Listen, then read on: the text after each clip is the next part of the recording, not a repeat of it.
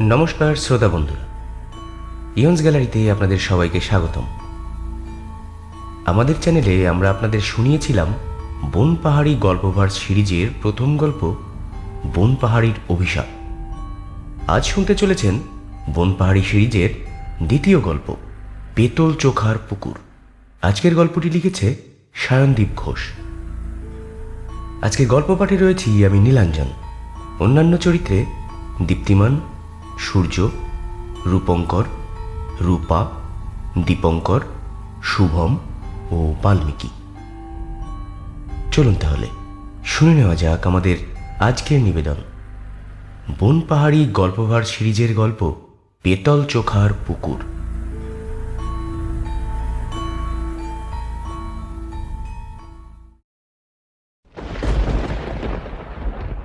সেদিন আকাশের বুক জুড়ে মেঘের ঘন অন্ধকার চাদর মতো ঢেকে আছে। ভোর রাতে একটা ভারী বৃষ্টির ধারাপাত বয়ে গেছে বনপাহাড়ি গ্রামের জীবনযাত্রার মেঠো প্রকৃতিতে। চারিদিক গুমোট হয়ে আছে, টিপটিপ করে বৃষ্টি পড়ছে সারাক্ষণ। এদিকে একটা প্রকাশনীর কাছে একটা ভালো ভয়ঙ্কর হাড় কাঁপানো ভূতের গল্পের পাণ্ডুলিপি পাঠানোর তারিখ ক্রমশ এগিয়ে আসছে, অথচ মাথার ভেতর একদম খালি। কি করব বুঝে উঠতে না পেরে খানিকক্ষণ মস্তিষ্কের সাথে কুস্তি করে লাইন কয়েক লিখে বিষণ্ণ মুখে বারান্দায় এসে বসেছি। দূরের নীরব ধোঁয়াটে মেঘের দিকে চেয়ে নতুন কি লিখব তাই ভাবছি। এমন সময় সম্বিত ফিরল একটা হাঁক ডাকে। নৃপেন কবিরাজ এসেছেন। চমক ফিরতেই নিজেকে সামলে নিয়ে জিজ্ঞেস করলাম, আরে নৃপেন বাবু যে, কি ব্যাপার? এই ভরা বাদলে কোথায় যাওয়া হচ্ছে? এই তো শিবু চায়ের দোকানেই যাচ্ছিলাম, তা যাবেন নাকি? বলতে বলতে ছাতাটা গোটাতে গোটাতে ভেজা মাটির ওপর হাওয়াই চটির প্যাচ প্যাচ শব্দ করতে করতে বারান্দার দিকেই এগিয়ে এলেন তিনি। তখনই মেঘের এক গুরুগম্ভীর স্বর শুনতে পেলাম। বোধহয় আবার এক পশলা নামবে। এখনো গাছের সবুজ পাতা, মেঠো বাড়ির টিনের চাল থেকে জল শুকোলো না, মাটির সোদা গন্ধ কাটল না, অমনি আবার এক প্রবল বর্ষণের আগাম ঘোষণা হয়ে গেল। মনটা ভারী নিরাশ। এদিকে বাইরে যে বেরোবো, মাথার ওপরে গাঢ় কালো ঘন মেঘ, আবার অন্যদিকে গল্প নামানোর দ্রুততা। ভাবলাম যাই একবার ঘুরেই আসি, সে না হয় দুদণ্ড ভিজেই নেব। বেতের মোড়া থেকে উঠে পড়লাম। নৃপেনবাবুকে বললাম, হ্যাঁ চলুন, এমনিতেও হাতে কাজকর্ম নেই, শিবুর দোকানে গিয়ে দুদণ্ড গল্প করে আসি। এই যে এখানে বসুন, আমি এক্ষুনি তৈরি হয়ে নিচ্ছি। হ্যাঁ জলদি আসুন, বৃষ্টিটা নামলে তখন আবার চাপ হয়ে যাবে। তাড়াতাড়ি করে পাঞ্জাবিটা গায়ে গলিয়ে ছাতাটা বগলে করে বেরিয়ে এলাম ঘর থেকে। চাবিটা লাগিয়ে পা বাড়ালাম শিবুর চায়ের দোকানের দিকে। শহরে থাকায় গ্রাম্য বর্ষাকাল দেখার সৌভাগ্য আমার খুব একটা হয়নি, কাজেই এখন চোখের সামনে একটা অপরূপ গ্রাম বাংলার চিত্র ফুটে উঠেছে। মনটায় ভারী আমোদ লাগলো। কবরেজ মশাই দেখলাম ফুরফুরে মেজাজে আছেন। গুনগুনিয়ে একটা গান ধরলেন, সুরটা খুব চেনা। দু একটা কলি আমিও গাইলাম। নৃপেনবাবু জিজ্ঞেস করলেন, আরে বাস, তা আপনারও গান টানের চর্চা আছে নাকি মশাই? হ্যাঁ, গলা তো বেশ খাসা। মৃদু হাসলাম, বললাম, ওই আর কি। আচ্ছা, আপনাদের এই গ্রাম তো বেশি পুরনো না, তাই না? কেন? এখানের ফাঁকা মাঠ, গাছপালা, মেঠো রাস্তা, পুকুর, এই পল্লী প্রকৃতিতে মন ভরছে না নাকি? তা খুব একটা পুরনো নয়। এখানকার বেশিরভাগ মানুষই এই কোথাও না কোথাও থেকে এখানে এসে ঘাঁটি গেড়েছে, এই আপনারই মতো। মৃদু হেসে উনি বললেন একটু মজার ছলে। আমিও উত্তর দিলাম, তার মানে সবাই যাযাবর। কৌতুকটা করেই দুজনে হেসে উঠলাম। ইটের রাস্তা দিয়ে খটমট শব্দ করতে করতে আমরা কিছুক্ষণের মধ্যেই চলে এলাম শিবুর চায়ের দোকানে। গায়ের বটতলার বটের ছায়ায় শিবু একখানি বেশ বড় চায়ের দোকান দিয়েছে। লোকজনও বেশ ভালোই হয় শুনেছি।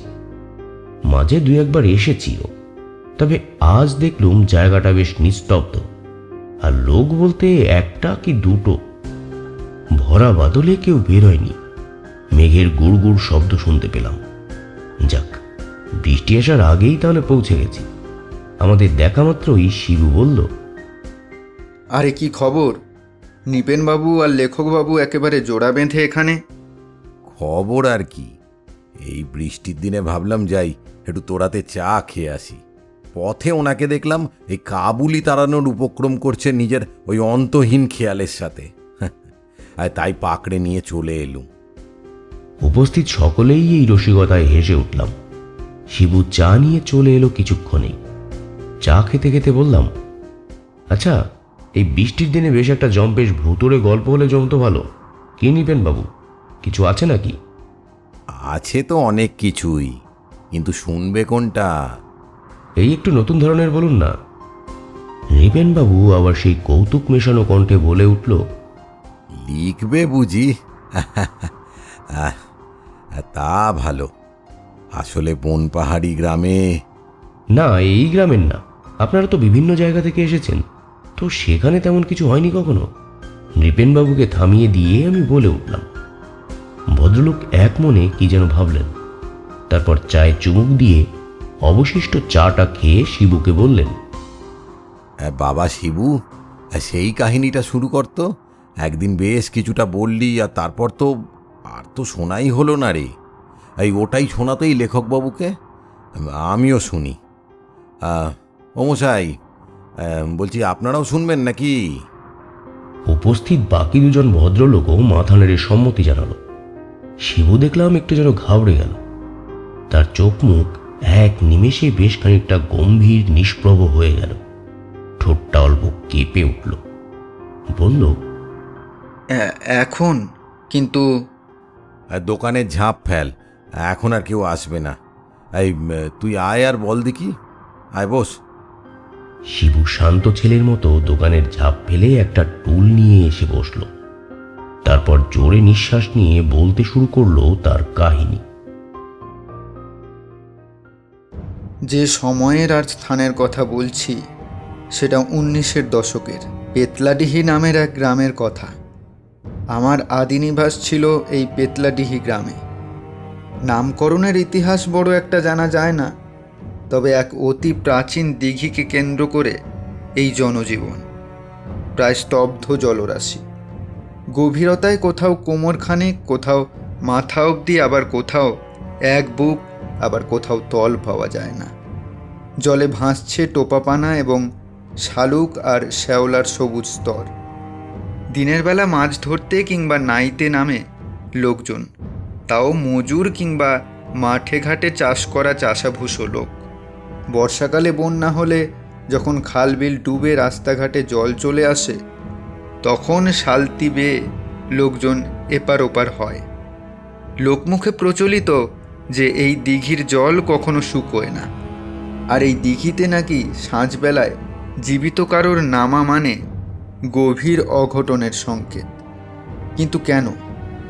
উত্তরটা জিজ্ঞেস করলেই কেউ বলে পেতনি আছে, কেউ বলে জক আছে, কেউ বলে দেও আছে, তবে কি আছে কেউ জানে না।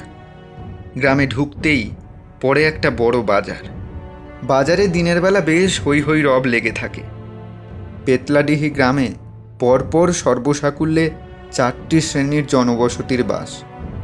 মাঠঘাট, খাল, দিঘির পাড়ের দোঁয়াশ মাটির সোঁদা গন্ধ, সবুজ গাছপালা ভরা সবজি দিগন্ত, ক্ষেত ভর্তি ফসল, চারিদিকে মন আকুল করা পাক পাকালির আবেগী কুজন ইত্যাদি পেরিয়ে গেলে শুরু হয় গোয়ালাপাড়া, তারপর বাগদিপাড়া, তারপর আসে বামুনপাড়া।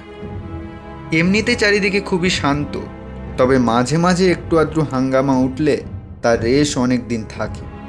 এই তো গত মাসে ধুমধাম করে হরিমিত্তিরের বড় ছেলেটার বিয়ে হলো, তবে তখনও বিন্দুমাত্র কেউ ঘুণাক্ষরেও টের পায়নি এই হাসি আনন্দের শোরগোলের মাঝে এক অজানা নরক সংকেত লুকিয়ে আছে। সময়টা পৌষ মাস, কনকনে ঠান্ডা। গোধূলির আলো তখন সবেমাত্র দিগন্ত ছুঁয়েছে। গরু ছাগল নিয়ে মাঠ থেকে বাড়ি ফিরতে ব্যস্ত রাখালের দল। সূর্যের রোদ বিলীন হয়ে গিয়ে পৌষ মাসের শীতল সাঁঝবেলা ধীরে ধীরে নামছে গাছগাছালির চাদরের ওপর। একটু একটু করে কুয়াশা জমেছে মাঠের ওপর, আর তারই মাঝে হাওয়ার স্রোতের গতিপথ ধরে মৃদুমন্দ গতিতে এগিয়ে চলেছে একটা গরুর গাড়ি। সন্ধ্যা নামবার মুখে পেতলাডিহি গ্রামের বাজারের মুখটার কাছটায় নামিয়ে দিয়ে এগিয়ে যায়। সাঁঝবেলা একটু একটু করে নেমেছে। অন্ধকার তখনও ঘন হয়নি। বামুনপাড়ার হরি মিত্তিরের বড় ছেলেটা সদ্য বিয়ে করা বউকে নিয়ে এক আত্মীয়ের বাড়ি থেকে ফিরছে। কাঁচা রাস্তাটা ধরে অনেকটা হাঁটা পথ, তবে তার সাইকেলটা এই বলরাম মোক্তারের দোকানেই রাখা আছে। কি গো বলরাম কাকা, কেমন আছো? মধ্যবয়সী এবং কিঞ্চিত কুঞ্চিত ত্বক বিশিষ্ট, চোখে হাই পাওয়ারের মোটা ফ্রেমের চশমা পরে বলরাম মুক্তার তখন তার কপাল অবধি নেমে আসা আধা পাকা উস্কো খুস্কো চুলকে বারবার সরিয়ে একটা পুরনো কাপড় দিয়ে ক্রমাগত মাছি তাড়াতে তাড়াতে জড়ানো কণ্ঠে উত্তর দিল, আরে বদ্রি যে, হায় হায়, বৌমাকে নিয়ে বস, এই একটু মিষ্টি জল এনে দীক্ষা, তারপর না হয় যাস। না গো কাকা, পরে একদিন আসবো ক্ষণে। ওর শরীর ভালো নেই, তাড়াতাড়ি বাড়ি পৌঁছাতে হবে। কেন রে, কি হলো? আসার পথে জ্বর জ্বর ভাব ছিল, বোধহয় ঠান্ডা লেগে গেছে। বেশি ঠান্ডা পড়লে তখন আরও বিপদ হবে। আজ আসি তবে কাকা। ও আচ্ছা, আজ আবার বদ্রিও বসেনি, নইলে বলতাম একবার দেখিয়ে যেতে। হ্যাঁ ঠিক আছে, এই এসো বৌমা, ঈশ্বর তোমাদের মঙ্গল করুক, সাবধানে যেও। সাইকেলে বউকে বসিয়ে মেঠো রাস্তার ওপর দিয়ে নিয়ে চলল বদ্রীনাথ। বাজারের মুখটা ধরে সাইকেল চালাতে চালাতে এক সময় এসে পড়ল কাঁচা রাস্তাটায়। মাটির রাস্তা, কোথাও উঁচু আবার কোথাও নিচু। সাইকেলের দুলুনি আর ক্ষণে ক্ষণে বেজে ওঠা বেলের আওয়াজে তখনকার মতো নীল নির্জনে একটা জ্যান্ত মানুষের অস্তিত্ব রাস্তাটার উপর সাক্ষ্য বহন করছিল। কয়েকটা লোক দিনের শেষে গরু নিয়ে ফিরছে। বদ্রিকে তারা চেনে। ওকে আসতে দেখে ক্ষণকালের কুশল বিনিময়টুকু সম্পূর্ণ করে আবার যে যার পথে পা বাড়ালো। বহুদিনের পুরনো একটা জীর্ণ বিশালাক্ষীর মন্দির আছে। কিছুটা এগোলেই তারপরে রাস্তাটা দুভাগে ভাগ হয়ে গেছে।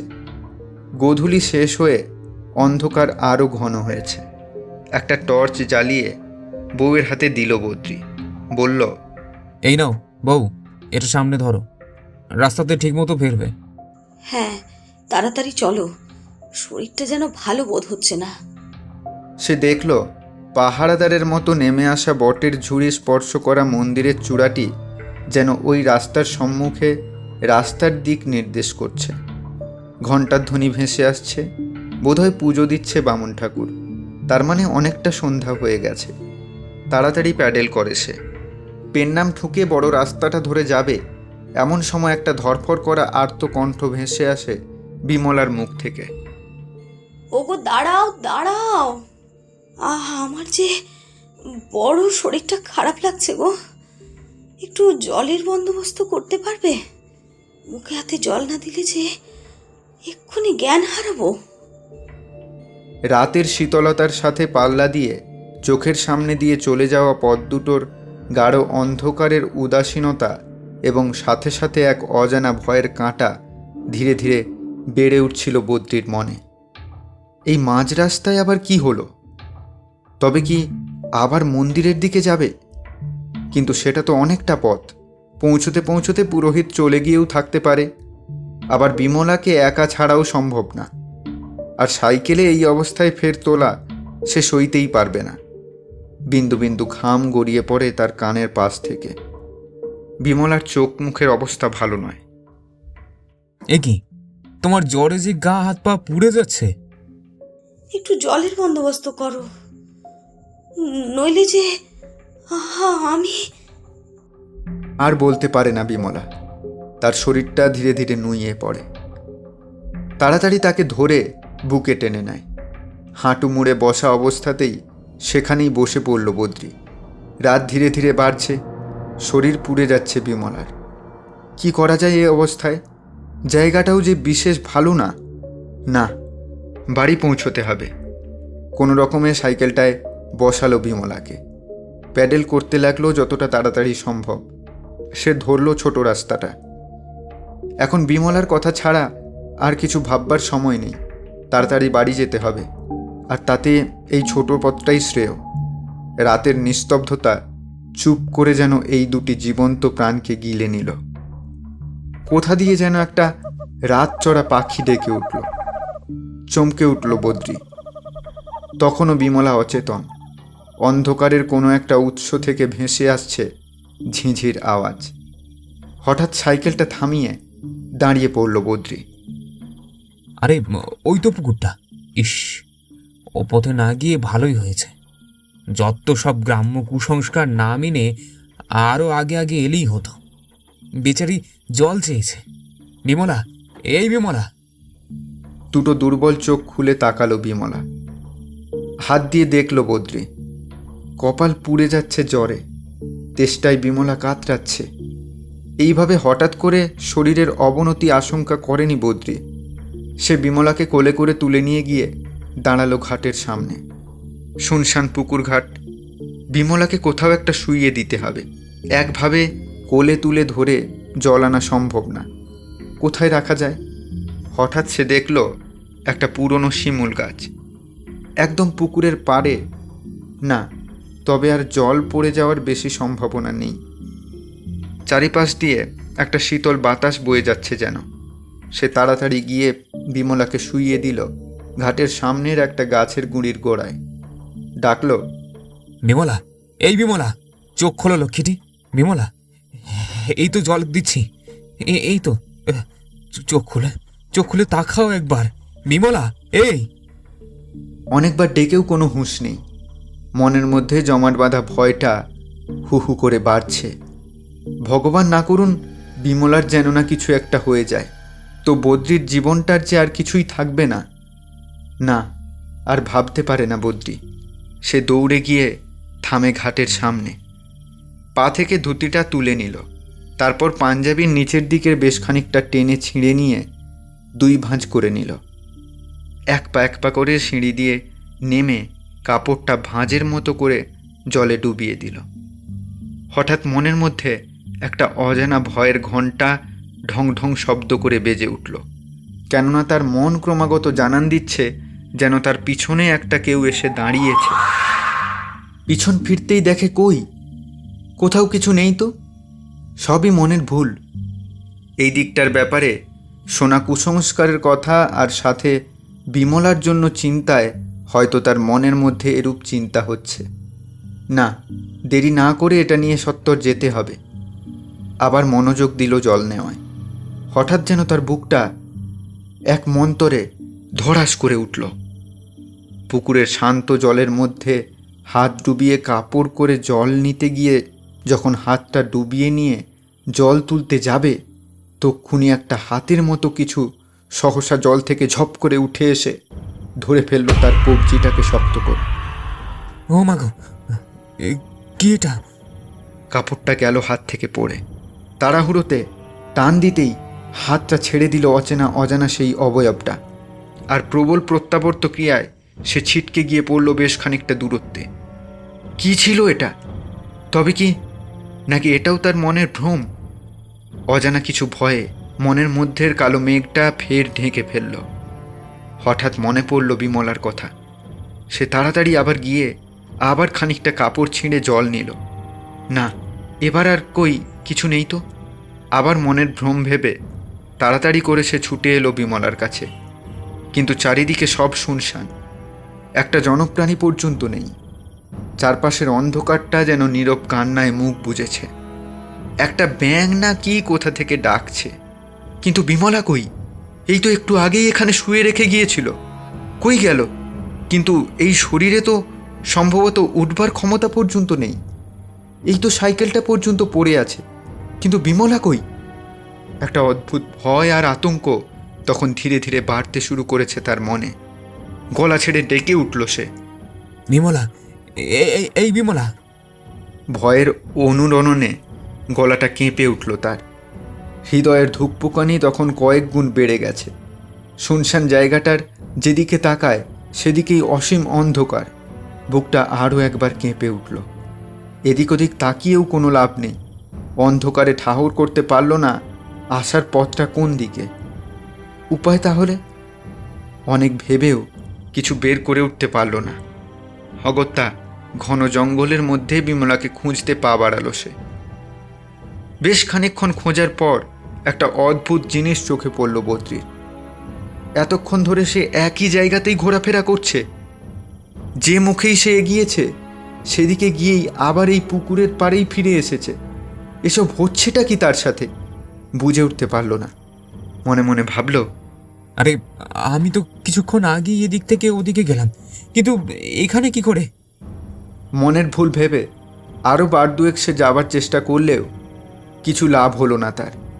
ক্রমে ক্রমে তার মাথায় একটা সন্দেহ দানা বাঁধতে লাগলো, এই ভেবে যে গ্রামের লোকজন কেন এই জায়গাটাকে এড়িয়ে চলে। তাহলে এই দিকটায় আজ জীবন্ত মানুষের পা পড়ায় অস্বাভাবিক কিছু শুরু হয়ে যায়নি তো? ক্লান্ত হয়ে সে গিয়ে বসলো ঘাটের পাশটায়। ভেতরটা কেঁপে উঠল। এক মুহূর্তে কোথা থেকে যে কি হয়ে গেল, শরীরে তার দৌড়চ্ছে প্রবল ভয়। চোখ মুখ কালো হয়ে গেছে। মনে মনে ভাবছে, এই দিকটায় না আসলেই বোধহয় ভালো হতো। কোনো রকমে বাড়ি চলে গেলে পথে ঠিক কারোর না কারোর বাড়ি পেয়ে যেতাম। বিমলাকে আর ভাবতে পারে না সে। চোখ ছাপিয়ে জল আসে। হঠাৎ একটা হালকা শব্দ। ঘাড় ঘুরিয়ে দেখে পুকুরের জলে একটা হালকা বুদবুদের মতো কি একটা হচ্ছে। প্রথমটা খুব একটা গা না করলেও পুনরায় ঘাড় ঘুরিয়ে দেখে যখন শব্দটা আরও বেড়ে উঠতে থাকে। আরে ওটা কি ওখানে? পুকুরের জলে বুদবুদ উঠছে কেন? কৌতূহলী চোখে সেদিকে তাকাতেই হঠাৎ ভয়ঙ্করভাবে দুলতে থাকে পুকুরের জলটা। যেন ভূমিকম্প শুরু হয়েছে হঠাৎ করে। এ কি, হঠাৎ ঝড় উঠল কোথা থেকে? চারপাশ দুলছে কেন? হায় ঈশ্বর, রক্ষে করো! এ কি ওখানে? ওটা কি? পুকুরের চারপাশে একটা ঘন অন্ধকার জমে উঠছে ধীরে ধীরে। জলে প্রবল স্রোত উঠছে, যা বারবার ঘাটের ওপর এসে আঘাত হানছে। বদ্রির মনে একটা অজানা ভয়ের আশঙ্কা জেগে উঠল। ভয়ে এক পা করে পিছিয়ে যেতে যাবে, তক্ষুনি ভেসে এলো একটা ঠান্ডা শীতল অথচ ভয়ঙ্কর কণ্ঠস্বরের অনুরণন। আমায় একটু জল দাও, তেষ্টায় যে বুক ফেটে যাচ্ছে। কোথায় তুমি, বিমলা? এই তো সামনে দেখো। ধীরে ধীরে ভয়ঙ্কর কণ্ঠস্বরটার উৎস লক্ষ্য করে এদিক ওদিক তাকাতে থাকে। হঠাৎ আবার একটা ঘরে শব্দ ভেসে আসে পুকুরটার থেকে। সহসা পিছন ফিরে তাকাতেই যা দৃশ্য সে দেখতে পায় তাতে শিরদাঁড়া দিয়ে একটা প্রচণ্ড ঠান্ডা ভয়ের স্রোত খেলে যায়। প্রবল আতঙ্কে কেঁপে ওঠে। এক পা করে পিছিয়ে সরে যায়, কেননা তাকে ততক্ষণে অবাক করে দিয়ে পুকুরের জল থেকে উঠতে শুরু করেছে একটা দেহ। মাগো, বিমলা বাঁচাও! তক্ষুনি বদ্রির কম্পমান কণ্ঠকে বাকরুদ্ধ করে তার চোখের সামনেই বিমলার হাত দুটো নিমেষে মট করে বেঁকে গেল কুনোয়ের হাড়ের সংযোগস্থল থেকে। আর দেখতে দেখতে দুটো পা এবং নিমেষে গোটা শরীরটা স্থানে স্থানে ভাঙতে থাকলো। মনে হচ্ছিল কেউ যেন দুমড়ে মুচড়ে পিষছে মেয়েটার সমগ্র দেহটা। চোখ দুটোর নিচ দিয়ে অবিরাম বইছে গাঢ় রক্ত। ফোঁটা ফোঁটা করে পুকুরের কালো জলে পড়ছে সেই রক্তের ধারা। বিশ্বাস করতে পারছে না বদ্রি নিজের চোখকে। চুলগুলো হাওয়ায় কেউ যেন টেনে ধরেছে। বদ্রি স্থির হয়ে দাঁড়িয়ে আছে পুকুরের বাঁধানো ঘাটের পাশে। নড়ার ক্ষমতা পর্যন্ত নেই। কিছুক্ষণ আগে পর্যন্ত দেখা একটা কোমল নরম নিষ্পাপ ফুলের মতো মিষ্টি দেহটার এ কি হাল হলো এক মুহূর্তের মধ্যে? কিন্তু তার চোখেও বড় প্রশ্ন, সে কি পারবে এখান থেকে বউকে নিয়ে বেঁচে ফিরতে? এক পা করে পিছুতে যাবে, তক্ষুনি বিমলার দোমড়ানো মোচড়ানো শরীরটা শূন্যে ভাসমান অবস্থায় থেকে দ্রুত তার গায়ে এসে পড়ল। মনে হলো কেউ যেন আকাশ থেকে সেই লণ্ডভণ্ড দেহটাকে এক টানে ছুঁড়ে ফেলে দিল। সামলাতে না পেরে সেই দেহ শুদ্ধ উল্টে পড়ে গেল বদ্রি শান বাঁধানো ঘাটের ওপর। মাথাটা সজোরে লাগলো সিমেন্টের মেঝেতে। ব্যথায় যন্ত্রণায় কোকিয়ে উঠল সে। বুকের ওপর তখনও কাদার তালের মতো পড়ে আছে বিমলার দুমড়ানো শরীরটা। কোনো রকমের শরীরটা একপাশে রেখে উঠবার চেষ্টা করলো বদ্রি। ঘাড়ে আর মাথায় প্রবল ব্যথা করছে। দলা পাকানো শরীরটা একপাশে রেখে উঠে বসল সে। অসহ্য যন্ত্রণায় শরীরটা ভেঙে যাচ্ছে। বিমলার এমন শোচনীয় বিভৎস অবস্থায় বদ্রির বুকের ভেতরটা চূর্ণ বিচূর্ণ হয়ে উঠেছে। কি করবে সে বুঝে উঠতে পারছে না। তখনও আকাশে কালো মেঘ, পুকুরের জলে কালো রঙের গাঢ় আস্তরণ, চারপাশে ঘন কালো জঙ্গল ঝোপ, সমস্ত কালো অন্ধকার চারিদিকে হাঁ করে বসে আছে সব কিছু গ্রাস করতে। সেই বীভৎস হাসিটা এখনো থেকে থেকে ভেসে আসছে কোনো অজানা উৎস হতে। তখনও সে বুঝে উঠতে পারছে না এতক্ষণ যা হচ্ছে তার কার্যকারণ কি। এবার চোখ গেল বিমলার দেহটার দিকে। ভেতর থেকে একটা গা গুলিয়ে ওঠা ভাব এলো, সাথে একরাশ ভয় তৈরি হলো তার চোখ মুখ ঘিরে। গা ঘষে ঘষে কোনো রকমে হাত দিয়ে ভর করে দেহটার কাছে গিয়ে শরীরটা উল্টালো সে। কি ভয়ঙ্কর অবস্থা! সারা মুখে অজস্র আঁচড়ের দাগ, কোনো অদৃশ্য নখরযুক্ত হাত যেন আঁচড়ে খুবলে নিয়েছে মুখ থেকে অনেক মাংস। গলা অবধি সেই ঘা চলে গেছে, সারা দেহ রক্তে ভেজা। শরীরে যে প্রাণ নেই সেটা পরিষ্কার, কিন্তু তবুও মৃত মুখে পতিত সেই অভাগা শরীরটা দেখে ভেতর থেকে একটা দলা পাকানো বেগ উঠে এলো তার। কেননা ততক্ষণে একটা তীব্র ভয় ধরিয়ে দিয়েছে শরীরের ওপরে ছেয়ে পড়া নতুন বিভীষিকা। শরীরের প্রত্যেকটা ঘা থেকে বেরিয়ে আসছে শয়ে শয়ে ক্ষুদ্র ক্ষুদ্র পোকা, তারা মাংস খাচ্ছে খুবলে খুবলে। এক নিমেষে ভয়ে আতঙ্কে শরীরের শির দ্বারা জমে যাওয়ার জোগাড়। না, পালাতে হবে। মাটিতে হাত রেখে কোনো রকমে উঠে দাঁড়ালো সে। হঠাৎ একটা বিকট আওয়াজ শুনে পিছন ফিরে তাকালো। আওয়াজের উৎস লক্ষ্য করে দেখতেই তার শরীরে আতঙ্ক ছড়িয়ে গেল। কেননা তার সামনে যে অবয়বটা কথা বলছে সেটা কোনো জাগতিক প্রাণী না। মুচড়ে যাওয়া শরীরটা ভাঁজ খেয়ে মাটি থেকে উঠতে শুরু করেছে। ভাঙা হাত দুটো ভাঁজ খেয়ে উল্টোভাবে মাটিতে ভর দিয়ে বাঁকা শরীরটাকে তুলছে। মোচড় দিয়ে বাঁকানো পেটের নিম্নাংশ উল্টো পায়ের ভাঁজে ভর দিয়ে উঠে দাঁড়ালো। শরীরটার ওপরের কাপড়টা অর্ধেকেরও বেশি ছিঁড়ে গিয়ে বিমলার দেহটাকে বিবস্ত্র করে দিয়েছে। মুখটা শরীরের সাথে সম্পূর্ণ ঘুরে গেছে। মাটিতে এসে পড়েছে একরাশ কালো চুল, আর চোখ দুটো পিতলের মতো হলুদাভ। অল্প আবছায়া আলো আঁধারির পরিবেশ তৈরি হয়েছিল চারিদিকে। মেঘ গর্জে উঠেছে, সাথে সাথে তীব্র বিদ্যুতের ঝিলকি বেরিয়ে আসছে। দূরে একটা কালো মেঘের আস্তরণ ঘূর্ণির মতো ঘনিয়ে এসে দাঁড়িয়েছে অবয়বটার পিছু পিছু। সেখান থেকে বেরিয়ে আসছে লালাভ একটা আলো। চোখের সামনে জলজ্যান্ত মৃতদেহকে দেখে ভয়ে কম্পমান বদ্রি বাঁচবার শেষ চেষ্টা করতে দৌড় দিল জঙ্গলটার দিকে। অনুভব করল পেছন পেছন চার হাত পায়ে কিলবিল করে দৌড়ে দৌড়ে আসছে সেই বিভৎস অবয়বটা। সামনের অন্ধকার জঙ্গলটা গাঢ় হয়ে যাচ্ছে। মনে হচ্ছে যেন একই জায়গায় দৌড়াচ্ছে সে। ধীরে ধীরে রাস্তাটা দূরে সরে যাচ্ছে আরও সামনে, কিন্তু না, বাঁচতেই হবে। হে ঈশ্বর, রক্ষা করো বলে বদ্রি লাফ দিয়ে ঝাঁপিয়ে পড়ল সামনের জঙ্গলে।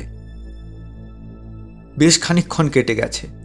অসহ্য যন্ত্রণা নিয়ে চোখ খুলল বদ্রি। সে পড়ে আছে একটা ঝোপে। অনেকক্ষণ আগে ঘটে যাওয়া ঘটনাগুলো আবঝাবঝা মনে আছে। সে উঠে দাঁড়ালো। পরনের পোশাক আলুথালু, স্থানে স্থানে ছিঁড়ে গেছে। গায়ে হাত পায়ে আঁচড় কামড়ের দাগের মতো ক্ষত। কোনো রকমে শরীরটাকে বয়ে নিয়ে গেল জঙ্গলের বাইরের দিকে আন্দাজে আন্দাজে। চলতে চলতে আবার চোখের সামনে দেখতে পেল সেই কালো ঘন অন্ধকারময় মেঘটাকে। আবার আশেপাশের জিনিসপত্র সেই ঘন অন্ধকারে ডুবতে শুরু করেছে। ভয়ে ভয়ে পেছনে তাকাতেই আবার চোখে পড়ল সেই ভয়ানক বিভীষিকাটা।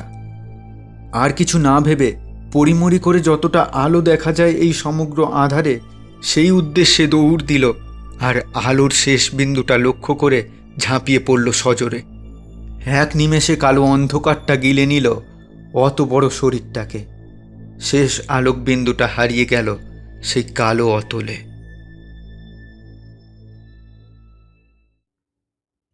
কয়েক লাইন গুনগুনিয়ে উঠল খগেন বাড়ুচ্ছে। হিমশীতল শীতের কাঁপুনি ধরিয়ে দেওয়া রাতেও একটুও প্রফুল্লতার অভাব দেখা গেল না। গায়ে নতুন শাল, পরনে গরদের নতুন পাঞ্জাবি, নতুন ধুতি। একটু আগেই চিবিয়ে খাওয়া মিষ্টি পানের স্বাদ লেগে আছে এখনো মুখে। বিয়েবাড়িটা খাসা ছিল মাইরি। পাশের গ্রামের মোড়ল খাসা আয়োজন করেছে তার মেয়ের বিয়েতে। গুনগুন করে আবার গানটা করতে করতে পথ ধরল পেতলাডিহির।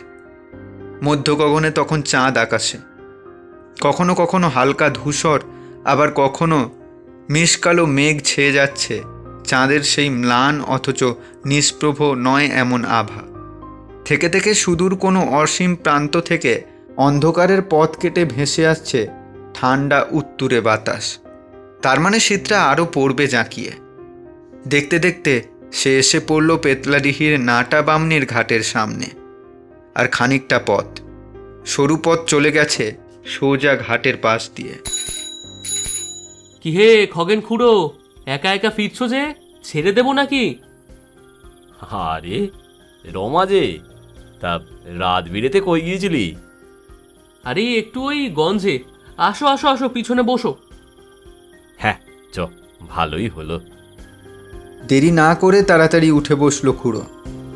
আর একটা বড় দিঘি, তারপরেই পড়বে তাদের পাড়ার চায়ের দোকানটা। নীরু কি এখনো জেগে থাকবে?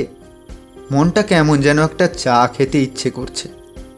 গলায় আগত কাশির বেগটাকে সামলে নিয়ে রমাকে জিজ্ঞেস করল, এই রমা, নীরুর চায়ের দোকান কি খোলা থাকবে এখন?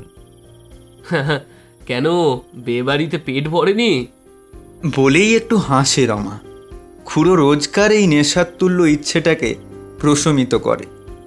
এত রাতে চা খেলে অম্বল আর বদহজম নির্ঘাত। না থাক, পরদিন হবে ক্ষণ। গুনগুনিয়ে গানটা ধরে সে আবার। সামনে রমা একটা চাদর গায়ে হনুমান টুপি পরে একটু বেশ জলদিই চালাচ্ছে সাইকেলটা, তাই ঠান্ডা হাওয়াটা পুরো মুখ ঢেকে দিচ্ছে। শন শন শব্দ করে বাতাস বইছে। মধ্য গগনে পূর্ণিমার মতো গোল চাঁদ উঠেছে। রাতের নিস্তব্ধতার মধ্যে ক্ষণে ক্ষণে একটা ঠান্ডা বাতাস বারে বারে যেন কোনো অচেনা কারোর আশার ইঙ্গিত দিচ্ছে। নাটা বামনির ঘাটের কিছুটা আগে চলে এসেছে রোমার চলন্ত সাইকেলটা। তক্ষুনি হঠাৎ ব্রেক চালালো রমা। সাইকেলটা বেদম একটা ঝাঁকুনি খেয়ে দুম করে দাঁড়িয়ে গেল। এই রমা, কি হলো রে? কথা কাটে না রোমার মুখ দিয়ে। যেন কোনো একটা অদৃশ্য অশরীরী মায়ার বাঁধন আষ্টে পিষ্টে চেপে ধরেছে তার ঠোঁট দুটো। স্থবির প্রস্তর খণ্ডের ন্যায় এক পা নিচে নামিয়ে দূরের দিকে কিছু একটা দেখে দাঁড়িয়ে পড়েছে। খুড়ো আবার ডাক দেয়, এই রমা, কিছু বলছিস না কেন? বল রে। আরে এই রমা, রমা। খুড়োর কণ্ঠে একটা ভয় ফুটে উঠেছে, স্বর কেঁপে গেল। খুড়ো খুড়ো, ঘাটের ঘাটের পাশ থেকে। এবার ব্যাপারটা ঠাহর করতে পারলেন খুড়ো। দূর থেকে একটা মৃদু চিৎকারের স্বর ভেসে আসছে। কে একটা ডাকছে না? রাত বিরেতে ডাক, নিশি না তো? এ কণ্ঠ তো হরেনের মনে হচ্ছে। আর এ তো বারে বারে ডাকছে। নিশি তো একবার ডাকে। খানিক ভেবে আবার ঝাঁকুনি দিল রমাকে। ততক্ষণে খগেন খুড়ো সাইকেল থেকে নেমে পড়েছে। রমা দাঁড়িয়েছে সাইকেলটা নিয়ে। হিমেল হাওয়া তাদের ছুঁয়ে নিমেষের মধ্যে দূর দূরান্তের কোনো অচেনা সীমানায় চলে যাচ্ছে। একটা ভয় লাগছে, তবে দাঁড়িয়ে থেকে লাভ নেই। বলা যায় না, যদি সত্যিই কিছু থাকে তো। ততক্ষণে আরও কয়েকবার কণ্ঠস্বরটা ভেসে এসেছে দূর থেকে। কেউ যেন আর্তচিৎকার করছে খুব কাতর কণ্ঠে। ধীরে চিৎকারটা যেন কাছে আসছে। বাঁচাও বাঁচাও, কে কোথায় আছো? খগেন খুড়ো রমাকে ভয়ার্ত কম্পমান কণ্ঠে বলল, ও রমা, মনে হয় হরেনের গলারে। যত এগিয়ে যাই। রমা তখনও ভয়ে তটস্থ। তার সারা শরীর কাঁপছে, চারিদিকে অন্ধকার ঘন হয়ে উঠেছে। ক্রমাগত সেই চিৎকারটা কাছে আসছে। সত্যি তো, এ তো জড়ালো একটা আর্তকণ্ঠ, যেন ভীষণ বিপদে পড়ে সাহায্যের জন্য ছুটে আসছে। আর দাঁড়িয়ে থাকলে চলে না। খুড়ো রমার হাতে টান দিল, দ্রুত বলে উঠল, চল রমা চল, আর দেরি করলে হবে না। বলেই ধুতিটা পা থেকে একটু উপরে তুলে নিয়ে দৌড় দিলেন। ভুলেই গেলেন যে সাইকেলটা আছে। রমাকান্ত আর দেরি করল না। যা হয় হবে, পরে দেখা যাবে ক্ষণ। এখন খুড়োর সাথে এগিয়ে যেতে হবে। দাঁড়াও দাঁড়াও খুড়ো, আমি আসছি। এই বলে কাঁপা কাঁপা কণ্ঠে সাইকেলটা চেপে মাটির আঁকা বাঁকা রাস্তাটা ধরে এগিয়ে গেল। অন্ধকারের বুক চিরে এলোমেলোভাবে এগিয়ে গেল রমার পুরনো সাইকেলটা। সে ডাক দিল, ও খুড়ো দাঁড়াও দাঁড়াও, আমি আসছি। কিছুটা দৌড়ে এগিয়ে আসতেই খগেন খুড়োর চোখে পড়ল সামনের রাস্তাটায় একটা কম বয়সী লোক হামাগুড়ি দেবার মতো করে বসে আছে। একটা হাঁপানি বেরিয়ে আসছে তার মুখ থেকে। মনে হচ্ছে যেন গত বেশ অনেকটা সময় ধরে এক ফোঁটা জল পর্যন্ত মুখে পড়েনি। মুখটা নিচু হয়ে আছে। ধীরে ধীরে সে মুখটা তুলে তাকালো। অস্ফুটে বেরিয়ে এলো একটা করুণ মিনতি। বাঁচাও, বাঁচাও আমাকে, বাঁচাও। বলেই অজ্ঞান হয়ে পড়ে গেল লোকটা। চোখে মুখে একটা ভয়ঙ্কর আতঙ্কের ছাপ, যেন ভয়াবহ কোনো বিপদ তাকে তাড়া করে বেরিয়েছে সর্বক্ষণ। আর সেটা থেকেই বাঁচতে বাঁচতে আজ এইখানে এসে থেমেছে তার ক্লান্ত শান্ত শরীরটা। আরে এই রমা, এই জলদি আয়, এ যে অজ্ঞান হয়ে গেল। কি করি বল দেখি। এরে তো চিনি, ও পাড়ার হরিমিত্রের বড় বেটাটা না? সে কথা পরে হবে কোন, এখন কি করা যায় আগে বল। সাইকেলে তো তোলেকে যা হোক করে ধরে নিয়ে যেতে হবে। বলে পেঁচাকলা করে সাইকেলে তুলে পেছনের কেরিয়ারে বসিয়ে কোনো রকমে গাঁয়ে নিয়ে আসে ওরা। এ গল্প যখনকার, তখন গাঁয়ে গাঁয়ে খুব একটা হাসপাতালের প্রচলন ছিল না। হাতুড়ে ডাক্তার বা কোবরেজদেরই রমরমা। কোনো রকমে সাইকেলে করে নিয়ে গিয়ে ওরা দাঁড়ালো গ্রামের পুরনো কোবরেজ রতিকান্ত চাটুর্যের বাড়িতে। রমাকান্ত চিৎকার করে ডাক দিল, কবরেজ কাকা, ও কবরেজ কাকা, কবরেজ কাকা। আরে কে কে এত রাইতে ডাক দেয়? হয়েছেটা কি? দেখো কবরেজ কাকা, এদিকে একবার দেখো। এ যে মনে হচ্ছে এক গলা জলে ডুবে গেছিল।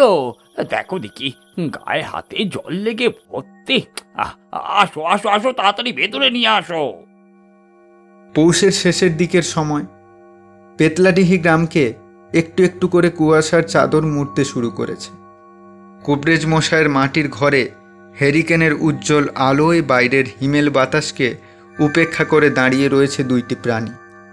কোবরেজ নাড়ি টিপে দেখে জানালো যে আগত দেহটিতে প্রাণ বর্তমান, বিপদমুক্ত আপাতত। রোগীর পোশাক বদলিয়ে দিয়ে নতুন পোশাক কোনো রকমে পরিয়ে একটা খাটিয়াতে শোয়ালেন। রোগীর পথ্য তৈরি করতে করতে কোবরেজ জিজ্ঞাসা করল, কোথায় পেয়েছো এরে? ওই তো নাটা বামনির ঘাটের কাছটায়। জড়িবুটি দিয়ে কিছু একটা তৈরি করছিলেন। ঠকঠক করে আওয়াজ আসছিল হামান দিস্তাটি থেকে। হঠাৎ থেমে গেল সেই আওয়াজটা। এক ঝটকায় বদলে গেল কোবরেজের মুখের অভিব্যক্তিটা। থমথমে একটা ভাব নিয়ে একটু একটু করে মুখটা তুললেন কবিরাজ। এক নিমেষে যেন একটা অঘটন হয়ে গিয়েছে।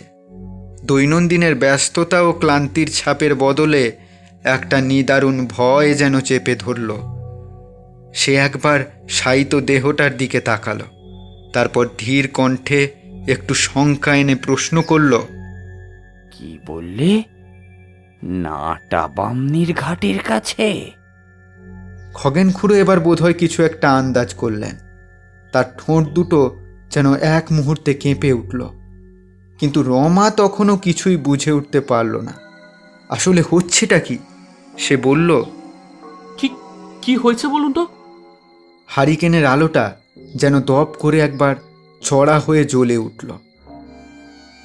নিমলা, নিমলা, ওকে ওকে কেউ বাঁচাও, বাঁচাও। আর তক্ষুনি একটা বিকট আর্তচিৎকারে উপস্থিত তিনজনেরই ভাবাবেশ এক মুহূর্তে বিগড়ে গেল। চমকে উঠল তিনজনে। চিৎকারটা ভেসে এসেছে হাগত দেহটির থেকে। দৌড়ে গিয়ে ধরল রমা, নইলে আর একটু হলে পড়ে যেতে পারত হরিমিত্তিরের ছেলের সদ্য জ্ঞান আসা দুর্বল শরীরটা। কবরেজ ও নগেন খুঁড়োও দ্রুত গিয়ে দাঁড়ালো রক্তপোষের কাজটায়। হঠাৎ একটা বাজে কিছু স্বপ্ন দেখে আঁতকে উঠেছে রোগীর শরীরটা। আশ্বস্ত করে কবরেজ বলল, আরে আরে করো কি, থামো থামো, অসুস্থ শরীরে বিচলিত হইও না। পত্র দিচ্ছি, এনা এনা, খাও খাও। কিন্তু আমার বিমলা, বাঁচাও ওকে। আবার মর্মভেদী ক্রন্দন করে ভেঙে পড়ল সে। খগেন খুড়ো বলল, শান্ত হও, স্থির হয়ে বসে পথ্য সেবন করো। আর বলো তো বাছা, তুমি ওইদিকে গেলে কেমনে? ওদিক তো খুব একটা ভালো নয়। নিবিড় অন্ধকার ধীরে ধীরে ঘন হচ্ছে। পৌষ মাসের শীতের কনকনে ঠান্ডা ঘরটিকে মাঝে মাঝেই কাঁপিয়ে তুলছে। একটা অদৃশ্য কোনো অদ্ভুত কিছু মনে হচ্ছে মাটির বাড়িটার চারপাশে ক্রমাগত পায়চারি করছে। আর ভেতরে কি হচ্ছে সেটা বোঝার জন্য ঠকঠক করে জানালা খুলতে চেষ্টা করছে। ঝিঁঝির শব্দ ভেসে আসছে কোন দূর থেকে। শিয়ালের ডাক থেকে থেকে ভেসে আসছে। দূরে কোথাও কুকুর ডাকছে। পথ্য সেবন করে একটু একটু করে কথা বলতে শুরু করলেন বদ্রীনাথ। সবটুকু শোনা মাত্র চমকে উঠল ঘরের সবাই। তাহলে এই গ্রামের ওই দিকের পুকুরটার কাহিনীগুলো কি সব সত্যি? বদ্রীনাথ তার অসুস্থ চোখে একবার তাকালো। এক পলক তার দিকে দেখল রমাকান্ত। মরা মাছের মতো দৃষ্টি তার। সঙ্গে সঙ্গে চোখ ফিরিয়ে নিল সে। কবরেজ বলল, সত্যি কি মিথ্যে সেটা চাক্ষুষ প্রমাণের ব্যাপার, কিন্তু ছোটবেলা থেকে শুনে আসা কাহিনী মিথ্যে নয়। আর এই অকস্মাৎ ঘটনা তো সেই সবই ইঙ্গিত করছে। হঠাৎ আটকে গেল কবরেজের কথাটা, কেননা ততক্ষণে সবার চোখ চলে গেছে বদ্রির দিকে। একটা হাউ মাউ করা শব্দ বেরিয়ে এসেছে সেখান থেকে। নিস্তব্ধ রাত্রির অন্ধকারে এবার একটা শোঁ শোঁ শব্দ ভাসতে শুরু করেছে। সবার দৃষ্টি একই দিকে। দৃষ্টির কেন্দ্রে তখন মধ্যমণি হয়ে আছে বদ্রি। বলা বাহুল্য তার স্থির দেহ, কেননা তার চোখ দুটি স্থির হয়ে তাকিয়ে আছে সোজা পিদিমের আলোতে আলো আঁধারি ছায়া ফুটে ওঠা দেওয়ালে। সকলেই বুঝতে পারল তার হাত পা কাঁপছে। শুনছ, কি হলো কি বদ্রি? ও অমন কাঁপছো কেন? এই ওষুধের কি অন্য প্রভাব পড়লো? শরীরে কি কষ্ট হচ্ছে? আরে না, কি বলো কিছু। খানিকটা ঝাঁকিয়ে তাড়াতাড়ি জিজ্ঞেস করল কবরেজ। কিন্তু কোনো পরিবর্তন নেই। কিন্তু স্পর্শ করলে বোঝা যাবে তার শরীর কাঁপছে, ভয়ে কাঁপছে, হৃদয়ের কম্পন বাড়ছে। কোনো কথা বলতে পারছে না, ঠোঁট দুটো উঠছে নামছে। খগেন খুড়ো, এই দেখো, জল টপকাচ্ছে যে। এ কি কবরেজ, তোমার বিছানাতে এত জল এলো কি করে? বলে উঠল খগেন খুড়ো। রমাকান্তের কথায় দৃষ্টি সহসা গিয়ে পড়েছে একটা টপ টপ শব্দকে লক্ষ্য করে। সকলে দেখে হঠাৎ করেই বিছানার চাদর যেন জলে ভিজে গেছে। সে দৌড়ে পিদিমটা নিয়ে আসে। আসামাত্র যা দেখে তাতে সকলেই একটা অজানা ভয়ে তটস্থ হয়ে যায়। বিছানার তলা দিয়ে হঠাৎ করেই শুরু হয়েছে একটা অজানা জলের স্রোতের। মনে হয় মাটির নিচে কেউ ফুটো করে দিয়েছে, আর সেটা দিয়ে নিচ থেকে জলের স্রোতের ঊর্ধ্বমুখী গমন হয়েছে। ঠিক কেউ যেন এই গোটা ঘরটা ভিজিয়ে দিতে চাইছে। বিছানা দিয়ে টপ টপ করে মাটিতে পড়া জলের পরিমাণ আরও বাড়ছে। একদিকে বদ্রীনাথের অদ্ভুত আচরণ, আবার অন্যদিকে এরূপ কাণ্ড। কিছুতেই বুঝে ওঠা যাচ্ছে না কি চলছে। এ কি, ধীরে ধীরে বদ্রির শরীরটাও ভিজে যাচ্ছে তো। আর কি শীতল ঠান্ডা এই দেহ। কবরেজের ভয়ে কম্পমান গলার উৎস লক্ষ্য করে ততক্ষণে সবাই নিচ ছেড়ে বদ্রির দিকে তাকাতে শুরু করেছে। ততক্ষণে সকলের পায়ে জল ভর্তি হয়ে গোড়ালি স্পর্শ করেছে। হঠাৎ রমার চোখ গেল বদ্রির গলার কাছে আটকে। কবরেজ মশাই, দেখো, এর এর মুখে চোখে চামড়ায় অজস্র আঁচড় সৃষ্টি হচ্ছে যেন অজান্তেই। তার মানে এই ঘরে পালাতে হবে। সেই পিশাচ এই শরীরে ভর করেছে। এই ঘরের ভেতরটা ধীরে ধীরে তার জগতে পরিণত হচ্ছে। আমরা এক্ষুনি না পালালে আমরাও মরবো। হে ভগবান, হে ভগবান, এই রমা দরজা খোল। কিন্তু বদ্রিকে এভাবে? ওরে, শুনতে পেলি না কি বললো? ওর শরীরে বদ্রি নেই, আছে পিশাচ। দরজাটা খোল গিয়ে। খানিকটা গর্জে উঠল খগেন খুড়ো, আর তক্ষুনি নিভে গেল প্রদীপের আলো। ব্যাস, সারা ঘর অন্ধকার। না, অন্ধকার বলা ভুল, একটা লাল আলো আঁধারি তৈরি হচ্ছে। ঘরটা দুলছে মনে হলো। লাল আলোর উৎস বিছানার তলায়, কিন্তু ততক্ষণে কি আলো কি অন্ধকার কোনো হুঁশ নেই কারোর। সবাই অধৈর্য হয়ে গিয়ে একরকম হাউমাউ করে বলে উঠল, ওরে দরজাটা খোল গিয়ে, চল। তিনজনেই দৌড়ে গিয়ে দরজাটা খুলতে লাগলো। কিন্তু এ কি, দরজা বন্ধ কেন? হ্যাঁ, শক্ত করে আটকানো, ঠেলে যা। বলে উঠল রমা আর খগেন। বাইরে থেকে কেউ যেন শক্ত এবং বড় কিছু জিনিস দিয়ে আটকে রেখেছে দরজার বহির্মুখী গমন। এক চুলো নাড়াতে পারল না তিনজনেই। এদিকে আলো আঁধারটা বাড়তে শুরু করেছে। জল এসে গোড়ালি ডুবিয়ে দিয়েছে। ছাদ থেকে টপকাচ্ছে ফোঁটা ফোঁটা জল, আর বদ্রির দেহ তখনও স্থির। কিন্তু ওটা কি? এই দেখো, ওটা কি গো? এবার আমাদের কি হবে? বাঁচাও, এই ঠেল দরজা জলদি। ওই রমা, ওদিকে গিয়ে দেখ ভেতরে ঘর দিয়ে কিছু করা যায় কিনা, শক্ত কিছু নিয়ে আয়। তিনজনেই ফিরে তাকালো বদ্রির শরীরের দিকে। বদ্রির চোখের পাতা খোলা, আর চোখের মনি নেই। সেই খোলা চোখের বদলে একটা হলুদ আভা আস্তরণে ভরে গেছে। চোখের কোল বেয়ে গড়াচ্ছে রক্ত। রমা তাড়াতাড়ি করে যেতে যাবে, অমনি হঠাৎ করে বদ্রির শরীরটা হাওয়ায় উঠে গেল, আর সজোরে গিয়ে লাগলো ছাদের দেওয়ালে। ঠিক কেউ যেন ঘাড় ধরে ছাদে ঠুকে দিল। প্রবল আঘাতে মাথা ফেটে বেরোতে লাগলো রক্ত। হাত দুটো আর পা দুটো তখন হাওয়ায় ভাসছে, আর হঠাৎ করেই একটা একটা করে হাত, পায়ের প্রতিটা সংযোগস্থল অজানা অস্ত্রের আঘাতে ভাঙতে শুরু করলো। চোখের সামনে এমন ভয়াবহ অমানসিক কাণ্ড দেখে তিনজনেই স্থির হয়ে গেছে। রমা আতঙ্কে ভয়ে ভয়ে পা পিছোতে লাগলো, আর তখনই পা পিছলে পড়ল জলে। জল তখন অনেকটা বেড়ে গেছে, কারণ সেই জল দরজা ভেদ করে বাইরে যেতে পারছে না। কেউ যেন সেই জলের নির্গমন বন্ধ করে দিয়েছে। মটমট শব্দে শরীরটা ধীরে ধীরে দুমড়ে মুচড়ে যেতে লাগলো বদ্রির। মুখ দিয়ে একটা অমানসিক চিৎকার ভেসে এলো। সাথে সাথেই প্রবল জোরে ছুঁড়ে ফেলে দেওয়ার মতো শরীরটা এসে পড়ল বিছানায়, আর বিছানাটা ভেঙে দুভাগ হয়ে গিয়ে মেঝেতে কাঠ সমেত পড়ে গেল দলা পাকানো শরীরটা। হঠাৎ সকলে মেঘের গুরুগম্ভীর ডাক আর বাজের কান ফাটানো শব্দে চমকে উঠল। খগেন খুড়ো জানালা দিয়ে দেখল বাইরেটা তখন আর জ্যোৎস্না আলোকিত রাত নেই, বরং মেঘাচ্ছন্ন কালো জমাট অন্ধকারে ভরে গেছে। আর মেঘের মধ্য দিয়ে সাদা সাদা আলোর আভার পরিবর্তে প্রতিবার ঘন ঘটার গগনভেদী গুরুগম্ভীর শব্দে একটা লালাভ আভা বেরোচ্ছে। কোথাও কিছু নেই। হে ভগবান, এবার কি হবে গো কবরেজ? এদিকে জল যে হাঁটুর কাছে এসে গেছে, আর বাড়িটা কোন অন্ধকার জগৎ হয়ে গেছে জানি না। আমাকে একলা ফেলে পালাবে তোমরা? একটা অমানসিক অথচ করুণ উপহাস করা কণ্ঠ ভেসে এসে প্রত্যুত্তর দিল খুড়োকে।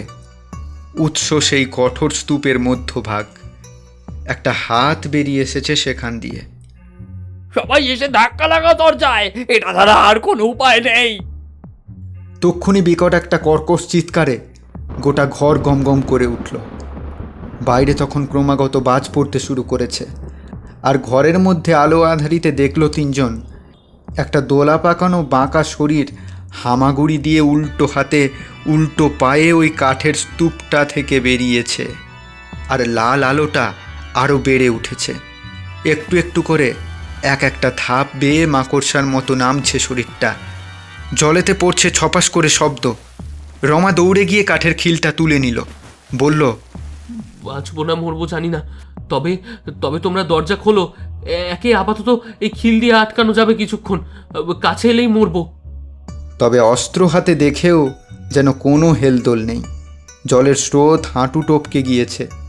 সেই অদ্ভুত অতিকায় দেহের রক্তাক্ত মণ্ডের গতি এক চুলো কমেনি, উল্টে যেন আরও বেড়েছে।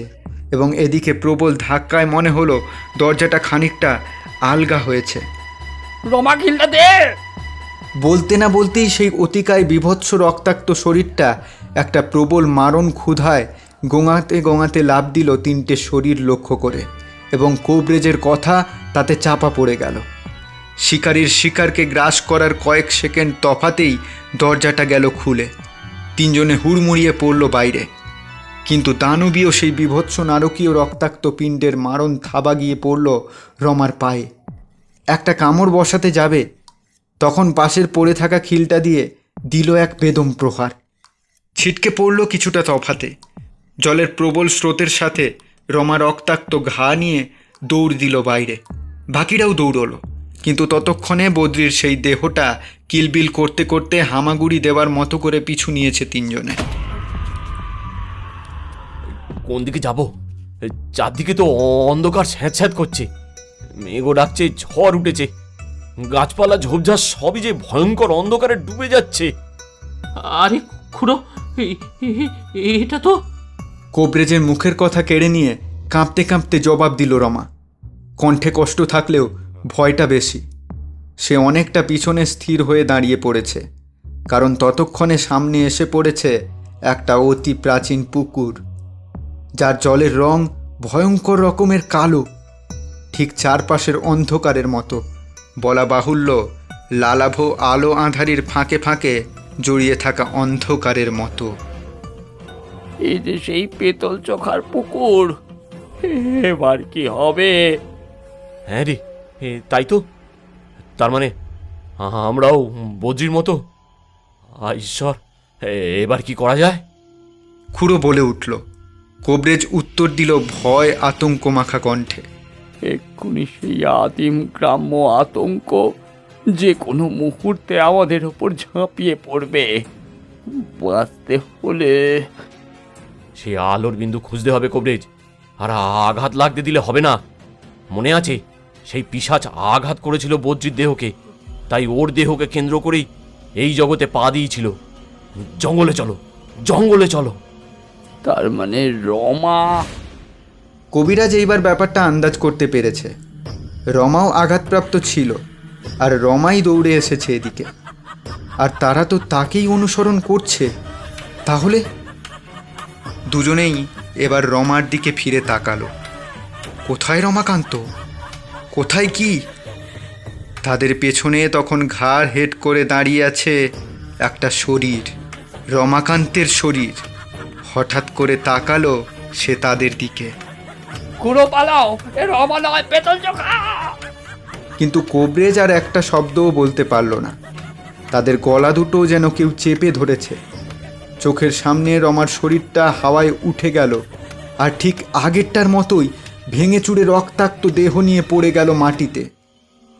একটু একটু করে 4 হাত পা দিয়ে ভর করে আঁচড়ানো কামড়ানো অজস্র ঘা নিয়ে বেঁকে চুরে দাঁড়ালো সেই শরীরটা।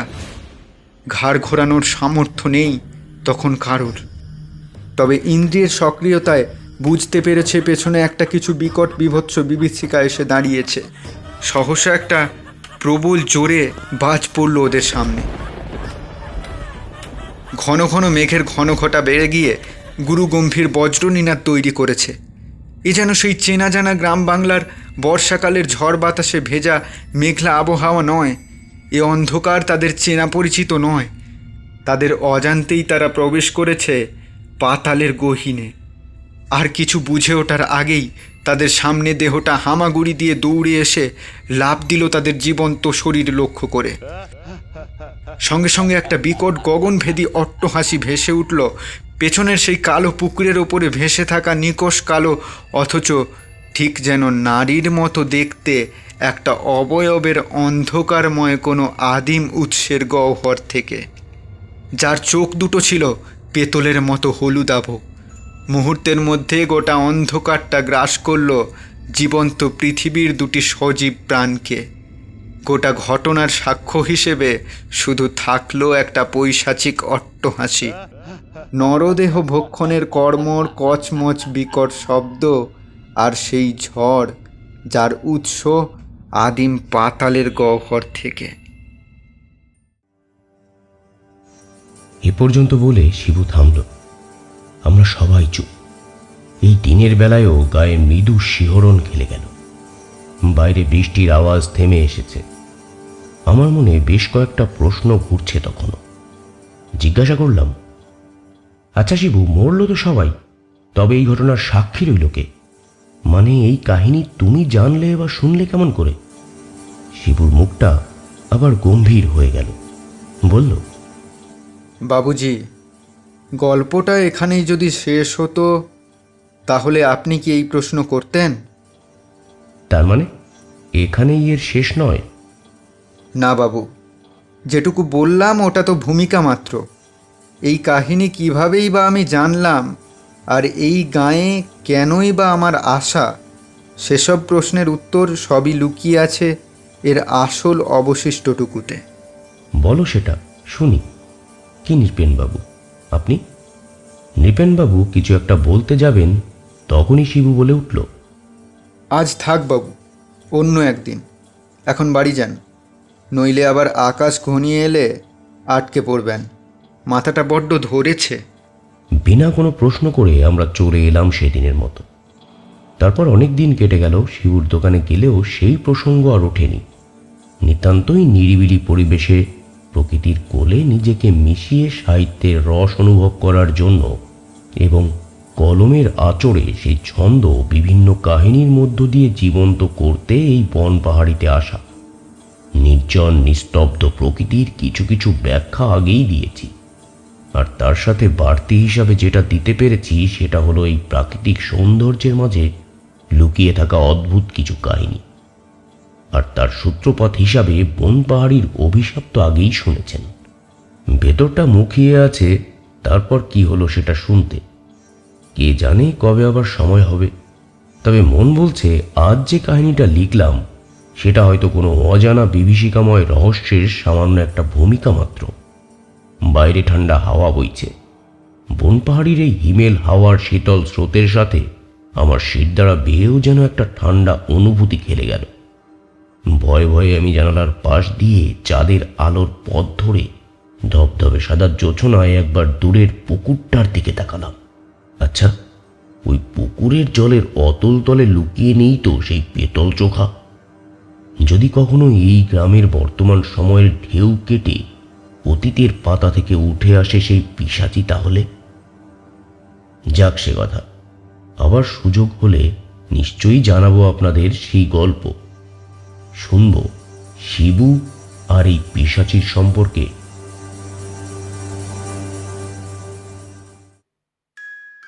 কেমন লাগলো আমাদের আজকের নিবেদন অবশ্যই কমেন্ট করে জানান। আর যদি ভালো লেগে থাকে তাহলে লাইক এবং শেয়ার করে দিন। তার পাশাপাশি আমাদের চ্যানেলে সাবস্ক্রাইব করে আমাদের পাশে থাকুন। খুব শীঘ্রই আমরা ফিরে আসব নতুন গল্প নিয়ে। সবাই সুস্থ থাকুন, আনন্দে থাকুন। ধন্যবাদ।